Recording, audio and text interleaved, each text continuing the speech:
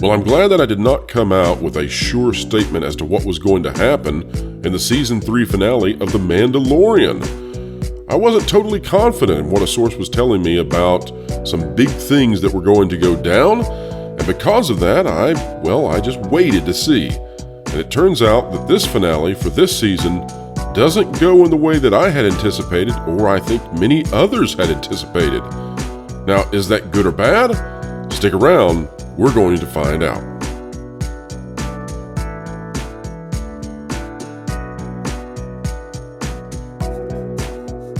That's right, folks, if you were listening to the intro, it's true. The Mandalorian Season 3 finale does not do many of the things that we expected it to do. Perhaps we were attempted to be led astray. Perhaps there were some people out there spreading some false rumors. And luckily, thankfully, I chose not to report on those things, and so, no, a lot of the things that we thought would happen did not. Folks, if you like content like this, consider clicking the like button, share, subscribe, and you can stick it to the algorithms when you click it. We're talking about that notification bell. We're going to be starting with a non-spoiler review, which will be very brief. Then I'm going to hand it over to Lorne and X-Wing, bring them on in to chat about the unevenness of this Season 3. And then after that, I'll do a spoiler review, keeping you safe from any of those hidden secrets that you want to keep pure before you go and watch The Mandalorian Season 3 finale on your own. All right, so let's talk about the non-spoiler review. What happens, what goes down, and let's do it in a general way.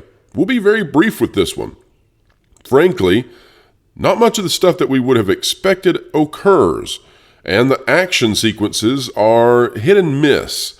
There's a lot of action in this, though. It feels a little bit like maybe a Power Rangers episode on steroids. Yes, there are lots of people fighting with helmets on. There are no facial features in any of these fights, and it draws you away from some of the emotionalism, but I suppose that's just an inherent flaw in having characters wear helmets all the time in a series. Maybe it's not bad. People love Power Rangers, so this might work, I suppose. And there are plenty of sacrifices being made, seemingly, and there are satisfying deaths, I guess.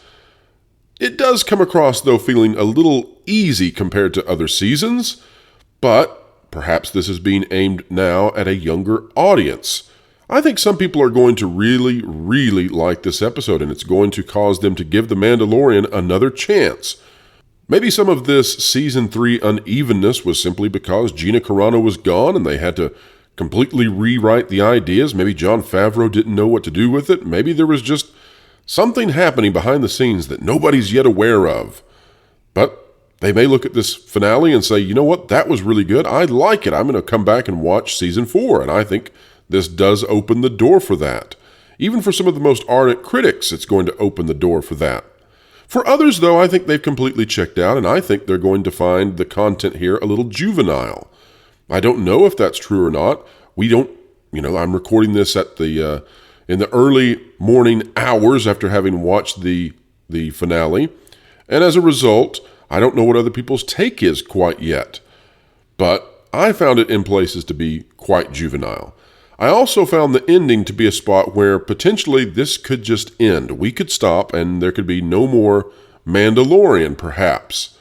But we'll see. I think we're definitely getting a Season 4, definitely getting a Season 5, and maybe this is going to move us into the Thrawn era, but otherwise, there's not a lot of story to be told here anymore. I just don't know where we go unless we do a full reset, and these first 3 seasons are sort of their thing, and then future seasons are something completely different. Because otherwise, who are we fighting and why? And for that, let's go now to take a look at the unevenness with Lorne Connor and X-Wing as we discuss just how choppy this whole ride has been in Season 3. All right, folks, by the magic of the internet, I am joined now with X-Wing and Lorne of That Park Place to talk about the unevenness, the strangeties of Season 3, The Mandalorian.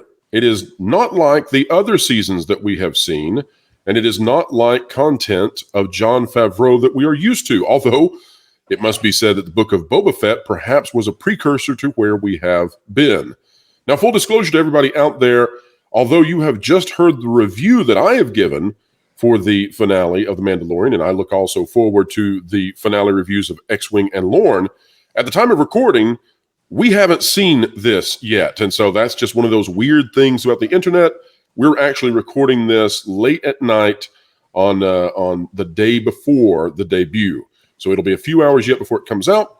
It just works out that way where I saw it, but now I have it. How about that? All right, so let's go across here and find out what you guys are thinking about this season 3. We're going to start with X-Wing. My belief is that season 3 has just been so off kilter. There have been very good episodes. I don't know that I would say any episode has been great, but there have been good episodes. There have been atrocious episodes, and more than a few. And then there have also been episodes which have alluded or directly brought us back to the sequel trilogy, something that I think is extremely unpopular with the fans. It feels like season 3 is a tug of war, X-Wing. Tell me who's tugging and who's at the end of each rope. Yeah. So this is kind of the crazy, really disjointed feeling that I got from Book of Boba Fett as well. Like you referenced, it just feels harebrained. It feels odd. It feels very out of place for something that Jon Favreau would take part in. And a lot of times we bring up Jon, and what does he do? If he gets on a new project and he sits down and he writes it, he's successful. Look at Elf, look at Iron Man, look at Chef. Anytime he hops into his genre, he's able to chameleon into that world and write something well. Right there, because you made an excellent point. I want to pull on that point you make, because it's so important. You mentioned Elf. Elf is a project that he came on and wrote that was under intense drama, right? Will Ferrell basically wanted to exit the movie at every moment. He thought it was going to be career ending. He thought, I'm going to be out here in this stupid looking elf costume. This thing's going to fail and it's going to tank everything I've worked for. And yet Jon Favreau was still able to pull that off and turn it into a holiday classic. The man is excellent when he is dedicated to what he's doing. That's a great point you made.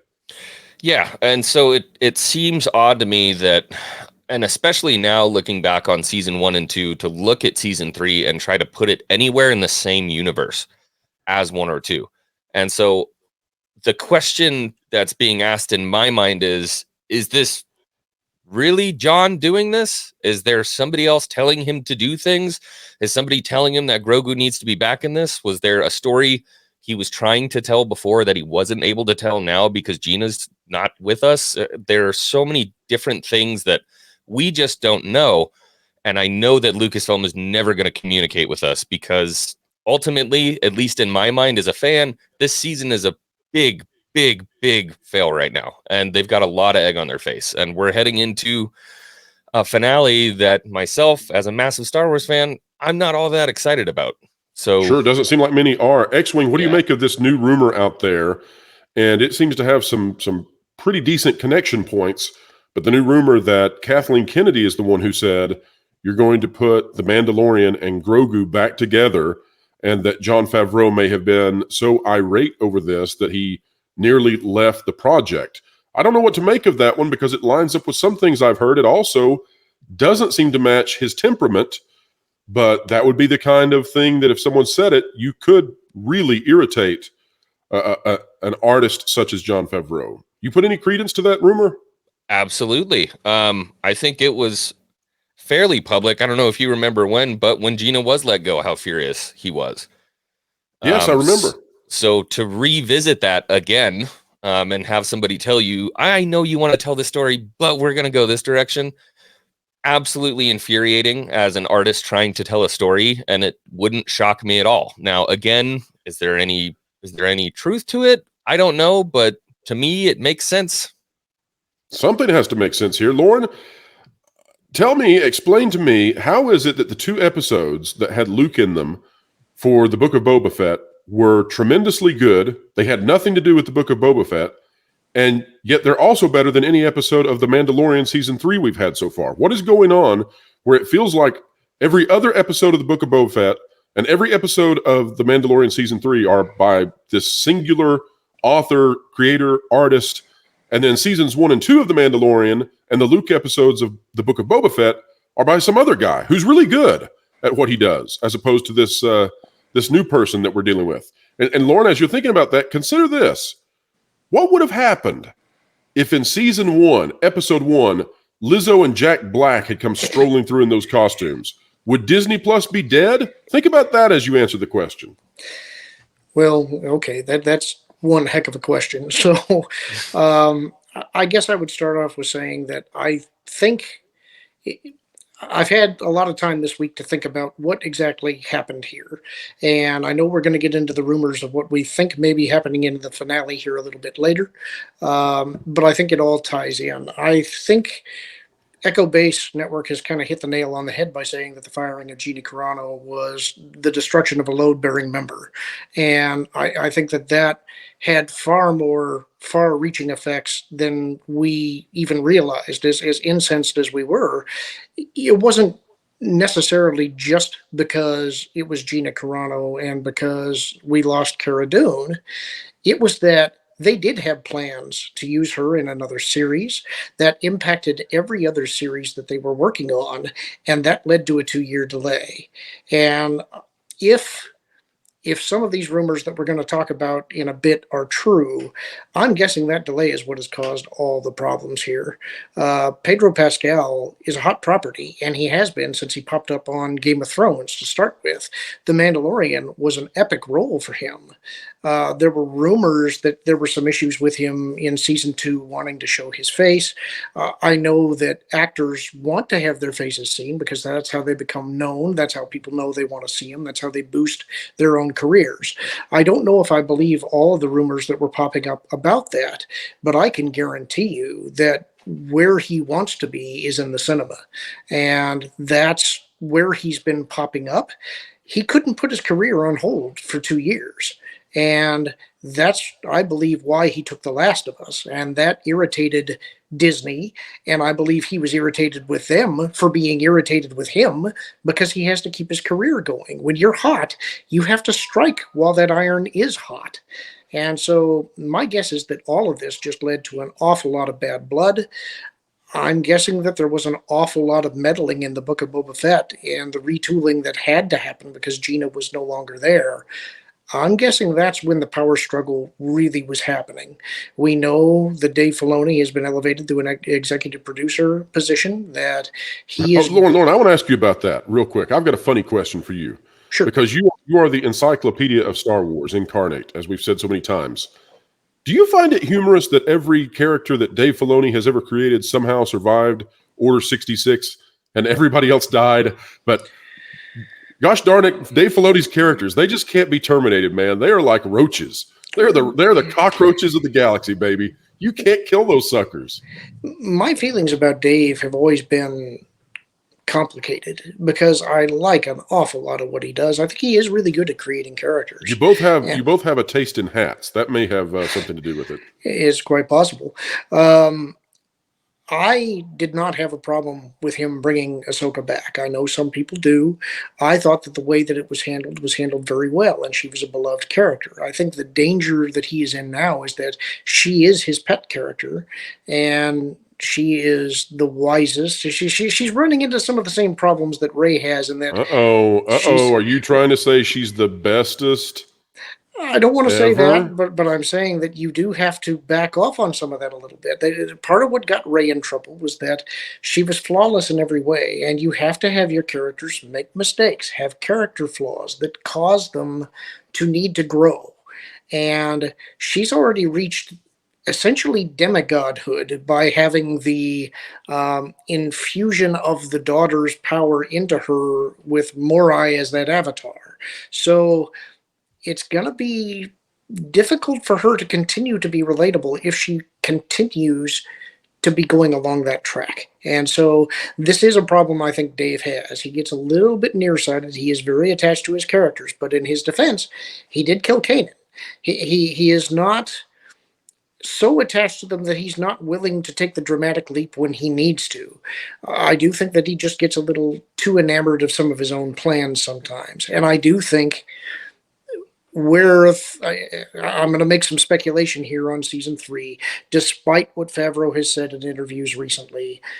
I believe there has been a split between Favreau and Filoni. I think that Filoni is very cognizant of where the power flows from. I think that he knows which side of the bread is buttered for him.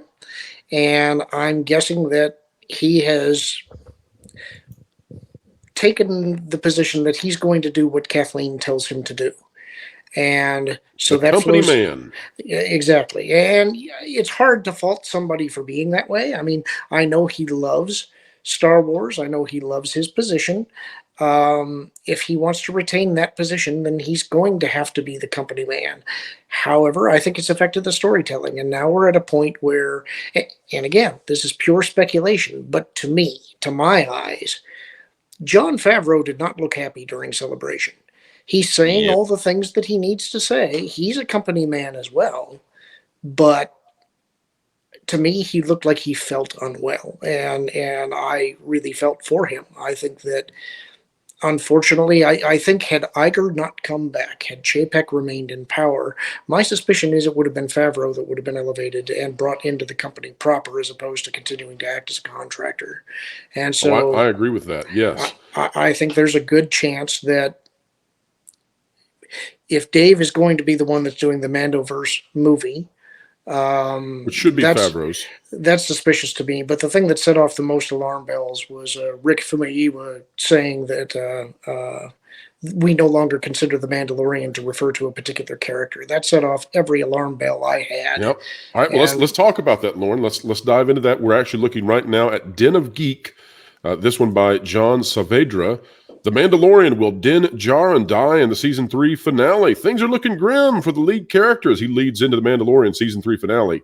Is it time to say goodbye to the popular Star Wars character? Now, again, for those of you out there watching, we haven't seen the finale just quite yet, although I did review it earlier. So just hang with us. It's the magic of the internet. But this is what was going around, is that potentially the main character, the main Mandalorian, is going to die.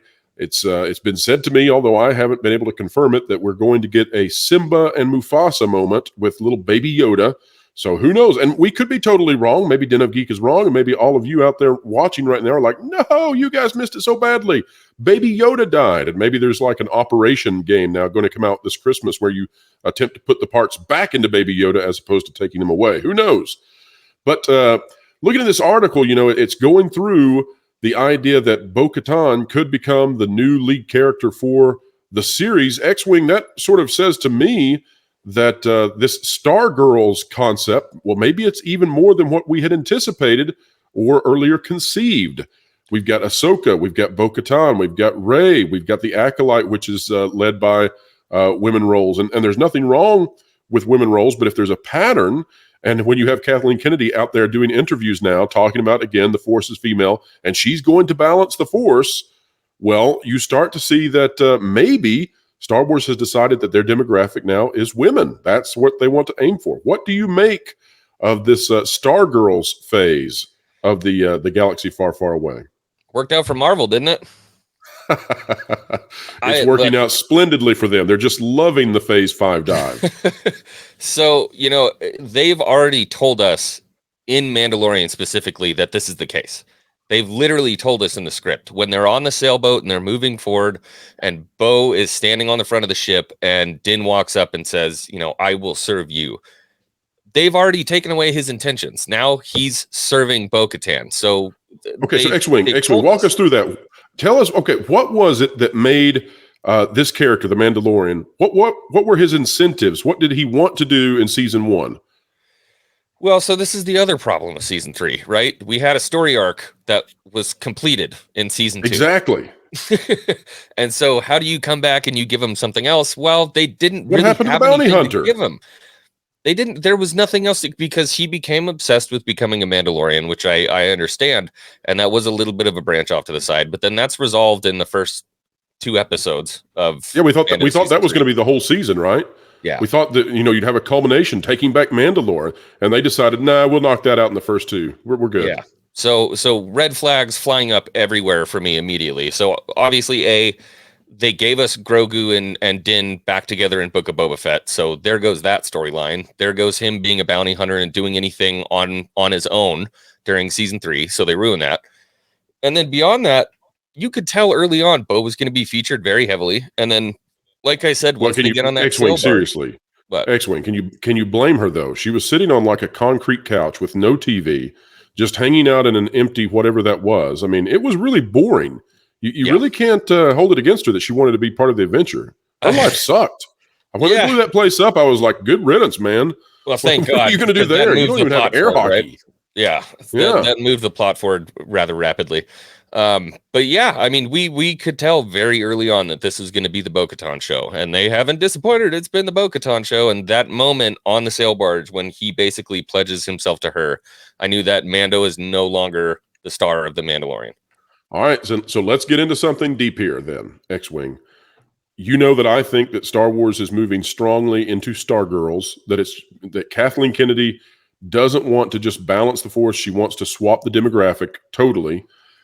Do you think, because this is what I'm starting to lean towards, that Kathleen Kennedy made the call that Grogu had to go back to the Mandalorian so rapidly, and the reason was because she wants Bo-Katan with Grogu and she wants Rey with Grogu.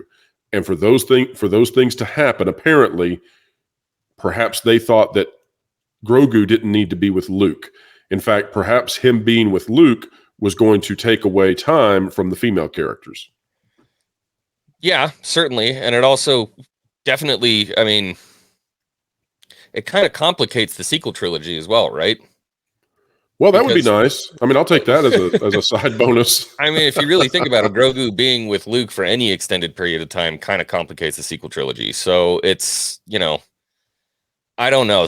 If I had been in the writer's room, I would have said, let's stay as far away from the sequel trilogy as humanly possible so we can spend a lot of time in this universe, flesh out these stories without connecting it to the sequels until we absolutely have to.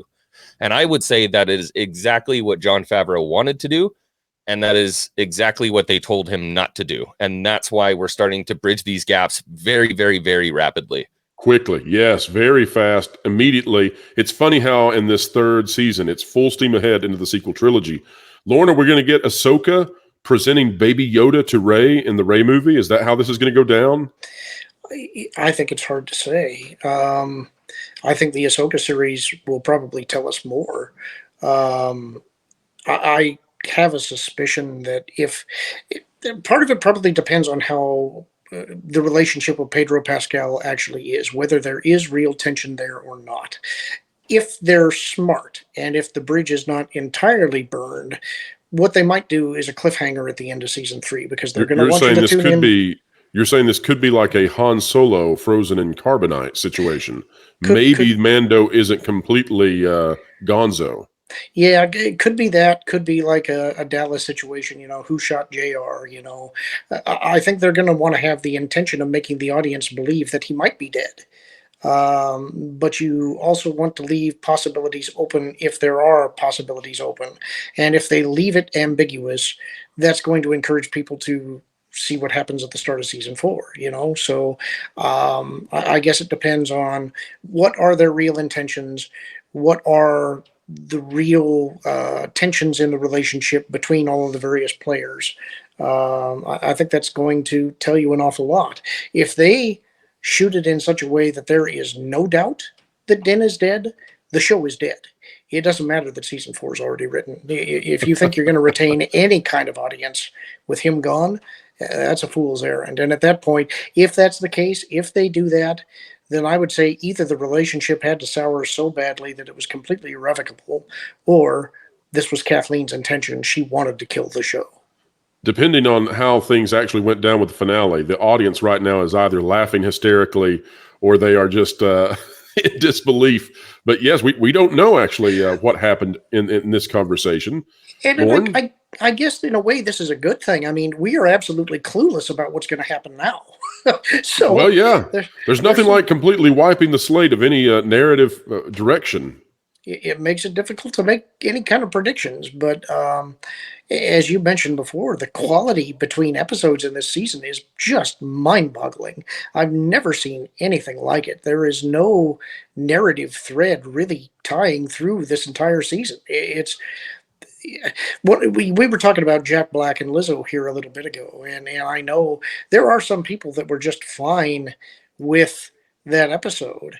But the question that I had to ask now, Lauren, stop talking about those 3 people that thought this was good. Come on, seriously, now. I want to pick on them. You pick on them. There are some aspects of that episode that could have been developed in an interesting way, I think. And I don't want to throw all of this on Jack Black and Lizzo, especially Lizzo, because she's not an actress.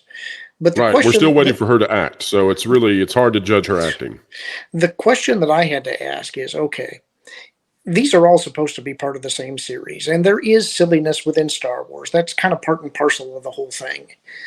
But if you watch the opening of episode 4, the original movie, where it opens with the Corellian Corvette that's fleeing the Devastator, being fired upon, captured, invaded by stormtroopers, Princess Leia is captured, all of that is very serious.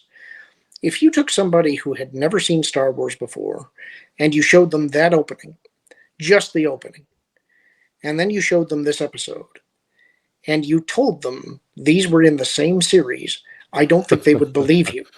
And this looks like Alice in Wonderland from Disney Channel in the 90s. Yeah.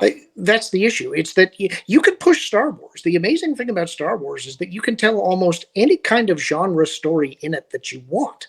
And they do frequently. It is malleable, but there is a point at which you break it. And I think that's where we're at. They've broken it. And it's because they don't seem to understand, 1, what makes it tick, and 2, what the boundaries are. Well, unless, folks, of course, the finale was mind-blowing in every way, and we love it, in which case we completely change our opinion at this moment. All right, X-Wing, let's read this quote from Jon Favreau about how this Lizzo and Jack Black accident happened, and then I'll let you tell me what you think about it. Is Jon Favreau perhaps being held captive? We don't know. Lizzo and Jack Black got involved because, honestly, one of the things we really like about working on the show is we like to bring people in who are fans themselves. Lizzo and Jack Black were both very active on social media, which, by the way, is all it takes. All of you active social medias out there, or media-ers out there, get ready. I know Jack from way back, but he was doing Mandalorian things on Instagram or TikTok, and Lizzo was dressing up like Grogu, and my kids were showing me all these videos of how into it Lizzo was.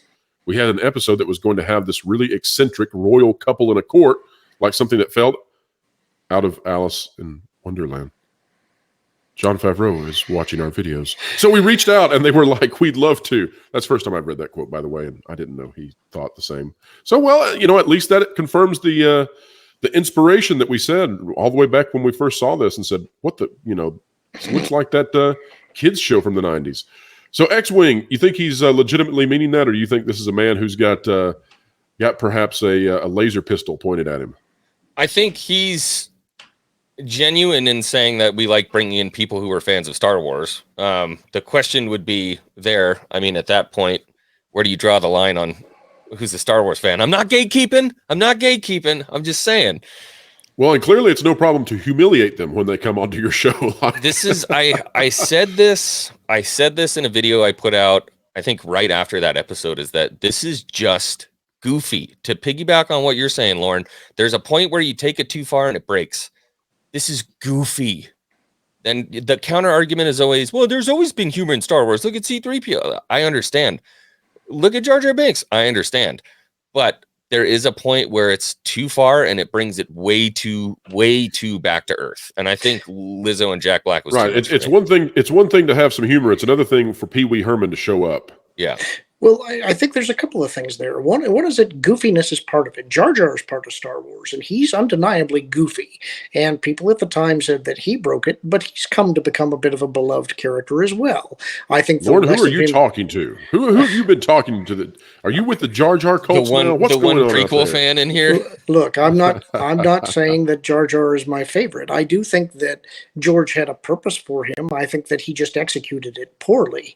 But even given that, goofiness being a part of it, there's goofy in a campy kind of way. And then there's such self-referential stuff. It's like, as X-Wing said, when you see Jack Black and Lizzo, you're seeing Jack Black and Lizzo. You're not seeing the characters they're portraying. And that's one of the things that George was insistent about when he was originally casting the movies, was he didn't want huge stars unless they were supporting the main cast. And I think that this stunt casting has gotten a little bit out of hand. And this is another one of the things where I think they somewhat forget what made Star Wars work in the first place. Part of it was that you didn't know who these people were, but you related to what their position in life was, and that gave you something to latch onto, to root for. These strange ex-Imperial royals that are goofy, I don't know how you pull that off. Imperials in any kind of a setting shouldn't be goofy. You can have them be tragic. Perhaps they were misled and they didn't understand what the empire was. They could even be noble, perhaps working against that system from the inside, or they can be evil and calculating. There's things you can do. There's shades to play with. They should never be foppish, I don't think, unless you're dealing with something like an imperial governor who's corrupt, in which case you're showing that they're corrupt, they have no principles, they have no values, they're just being used as a means to some end. Now, Lauren, did you drop the word foppish on this channel? I did. And you dropped a reference to Dallas? Accidentally reversing that it was truly Who Killed Mr. Burns from The Simpsons that was the lead for that, the inspiration for Dallas. Quite the referencer there tonight. All right, so I'm going to give you guys the last words, and not your final words though. That would be more macabre. But give you your final thoughts on season 3. This is, by the way, this was voted on by the members of the channel. They wanted us to talk about the unevenness of season 3. They wanted us to talk about Jon Favreau and what's going on. Why is there the drop in quality? And so I thought I would mix this in with the review simply because it goes together so well. X-Wing, let me give you the opportunity. You've got the floor, and make sure also to tell people where they can find you on this great, big, beautiful web out there. Yeah, absolutely. The channel is, as it's spelled at the bottom there, X-Wing. Talk about Star Wars nonstop. It's getting a little tough right now, but we may have to branch out to some other awesome parts of the pop culture universe because this is getting a little crazy. When it comes to this season and certainly moving into the finale, the question for me becomes, what can they do? It's not what are they going to do? It's what can they do? If I had to guess, we're going to get a big mosh pit full of a bunch of the characters we want to see. Boba Fett's going to be there. Ahsoka's going to be there. We'll get the big bad. We'll get Thrawn coming in. We'll get a big Mandalorian battle. X-Wing, what if we get a quick cut to little baby Rey out in the desert somewhere? That doesn't really make sense. Timeline-wise, that doesn't work. Yeah. Maybe it's a really baby Rey. little zygote in somewhere. Yeah, I don't know. You guys don't know how this reproduction things work with Palpatines. Yeah. Well, that's the other thing too, right? We have the possibility of Palpy clones. There's just so much going on right now. There's so many tendrils for so many different stories that are kind of up in the air. This is the same thing that happened in Book of Boba Fett when we keep checking our watch. Okay, we're getting pretty close to the end here. Are we going to start wrapping some of this stuff up? Still got some rainbow-colored Vespas ready for those to get off the screen. And nothing's wrapped up yet. So, like I said, I think this is just going to be a big, massive action. There's going to be mythosaurs and Mandalorians and the Imperial Remnant, and it's just going to be like Michael Bay Star Wars. And then we'll be left probably not all that excited for season 4. I know I'm certainly not. Well, if there's a chase scene, maybe it can go faster than the Vespa scene in Book of Boba Fett, where they raced through the town at a blistering 20 miles per hour.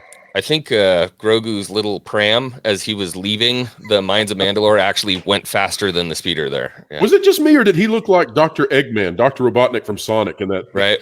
Speeding along. I expected a little ball to drop out, All right, Lauren. Unclear. Lauren, now, I hate this. For those of you watching, Lauren is traveling right now. That's why he's got his indie hat on. And Lauren is not going to be able to do the review, but this is prime time for Lauren. We'll be bringing back X-Wing and Lauren soon if X-Wing would so bless us with his return. There's going to be lots to talk about, but Lauren, what are your final thoughts on The Mandalorian Season 3, the unevenness, and then also share with others where they can find you? Sure. You can find me on Twitter at Lauren Connor, and you can find me on YouTube at Lauren Connor 9030. About season 3, I've been trying to think of what they could possibly do to salvage it for me, and I've come up blank. I really don't see what they can do. I know What after my about, whoa, Lord, what if this turns into Quantum Leap and somebody shows up with Ziggy? It's like, stop giving them ideas. We're in the future. I've been waiting 27 years for you to get here, Mando. Yeah, it's. I know in my last review, some people took me to task, and I kind of want to apologize a little bit for it because I did get some facts wrong in my review. Part of that was because that was the night that I was leaving for this trip. I only had the chance to watch the episode once, and so I mixed a few things up. So I want to clarify on that review a little bit. There were a couple of things that they did in the last episode that I thought were kind of cool. I liked the fact that for Moff Gideon, they've got him now in the Phase 3 Dark Trooper armor. I think that's a nice callback to Ron Mock from Dark Forces. I like the idea that there's an Imperial base on Mandalore that they have been apparently using for some time, probably to mine additional Beskar. I think it's interesting that they do have these similar to the Imperial Super Commandos, just now outfitted with Beskar armor. All of that is interesting, and it also does make you ask, all right, so if they are refining Beskar, who's doing the refining for them? Because that's a Mandalorian technique, and I think that's why they're hinting towards perhaps the armorer is the other spy that was mentioned in the episode. I tend to think that's a fake out, but we'll see. Even so, you're still tying it to the sequel trilogy. And I felt like in the last episode with Moff Gideon, for the first time, I felt like he was spouting cartoonish dialogue. Up to this point, I had felt that he was showing that he was incredibly intelligent. He was well written. I always wanted to see more of him. This last episode felt to me like you're starting to become a video game villain, and that was a little concerning for me. I'm open to being surprised. I would love to be surprised if they somehow pull this off and make this work. I don't think anybody would be happier than me, but I don't see how you can do that in a storytelling sense and retain any kind of audience. It seems to me that they have chosen that they're going to stick to the sequel trilogy no matter what. They're fine with losing their core audience. They don't care if they bury the property. I think that's tragic, but that seems to be the course they plotted. So I'm going to hope for the best, but I'm expecting the worst. Hearing Lorne apologize for getting something wrong in Star Wars is like hearing a gastrointestinal specialist say, you know, guys, I called it a duodenum last time, and I really should have said duodenum. It's just so far beyond the rest of us that we don't know what to make of it. All right, now let's get into the spoiler review. Here's what I think really of the Season 3 finale for The Mandalorian. Well, that was weird. The big baddie is defeated very quickly. We no longer have Moff Gideon to throw around. He's been turned into Moth McNuggets. Seems to have been burnt to a crisp. And little baby Grogu, he kept a bubble around them, around Bo-Katan and Din, and they've all survived. And things have turned now into Little House on the Prairie. Din has settled down. He's going to have a good life out there with a little homestead and train baby Grogu to how he can lift frogs and become more like a Jedi Mandalorian hybrid. Very strange. There were not any of the big things I thought would happen. I also felt like the episode lacked in suspense. There was never a point where I thought that any character was really going to die. You would have thought that would have been telegraphed better, where you really thought, uh-oh, that's what we had in the prior two finales. In this finale, though, it never really felt like the stakes were high. Even when the guards in red go after baby Grogu and the doors shut, nobody thinks Grogu's going to die. They're not going to kill that little puppet, right? That would end their merchandising. So there was never a point where I said, oh my gosh, what's going to happen? I didn't sit on the edge of my seat. But I think for kids, that's different. Kids don't really understand that. And so kids probably will love this episode. And if people are still sticking around with their kids watching this, seems by the Nielsen ratings that might be true. If people come back just to see how it ends with the season, I think kids are going to love it. I think this is aimed directly at kids. And I think that families with kids might enjoy it. As for young adults and adults, legacy fans, I don't know. You might like it, you might not. It doesn't lead us into anything that I can see with the sequel trilogy.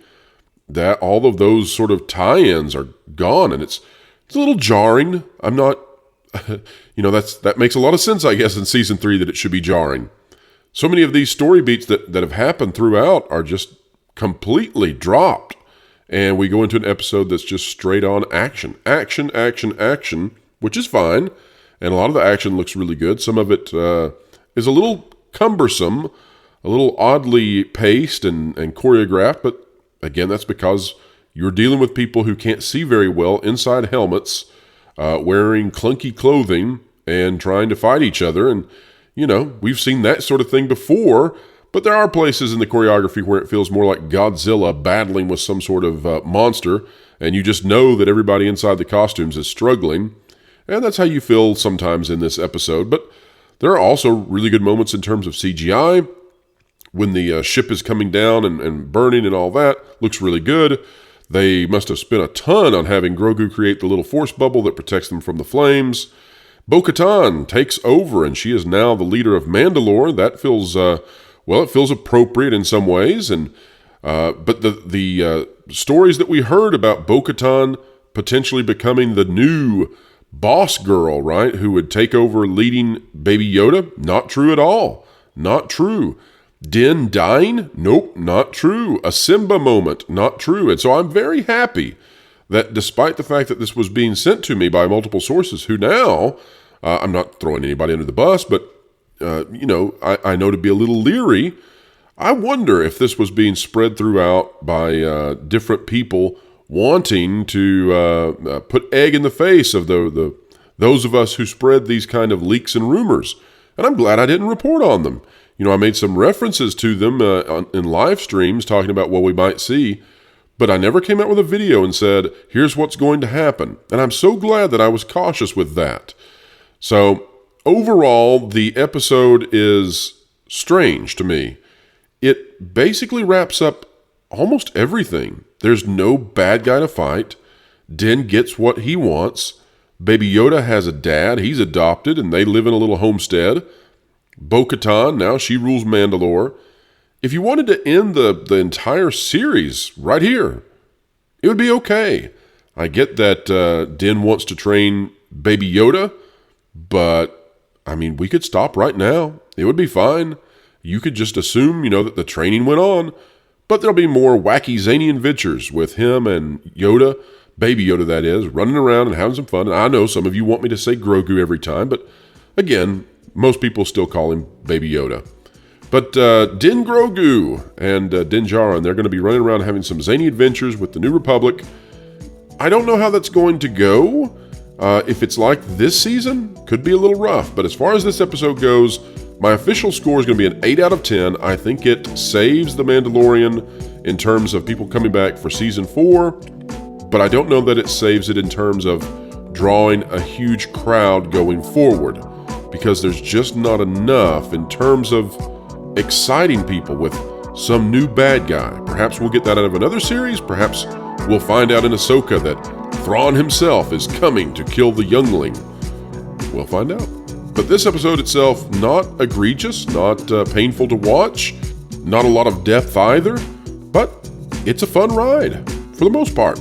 And I think a lot of people are going to like it. I think some people, though, have already tuned out, and I'm not sure that it leads to a ton of interest going forward, although that mileage will vary depending on your excitement in exploring the New Republic and going back to more pristine bounty hunting. All right, folks, if you like content like this, consider clicking the like button, share, subscribe, and you can stick it to the algorithms when you click it.